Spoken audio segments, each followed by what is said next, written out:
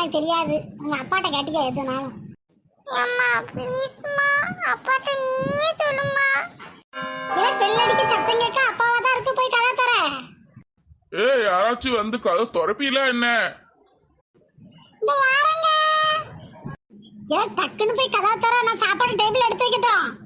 அம்மா டூருக்கு நீ தான் சொல்லணும்னே.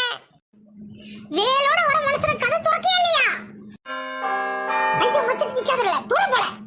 நீ மல்ல டூர பத்தி சொல்லுன்னு சத்தியம் பண்ணு. ஏல என்ற அடி வாங்கி செத்ரா, தூர போ.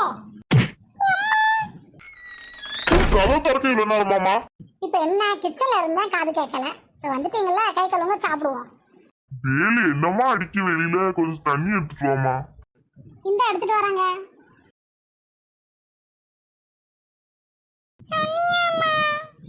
எனக்கு தெரியாது, உன் பாடு உங்க அப்பா பாடு, நீயே போய் பேசிக்கோ.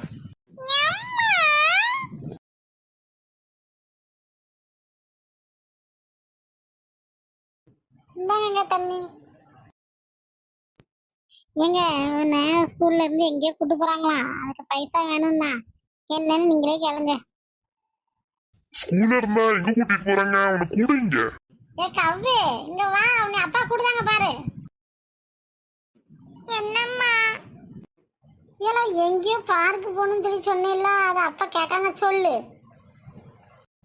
என்னது பாலா?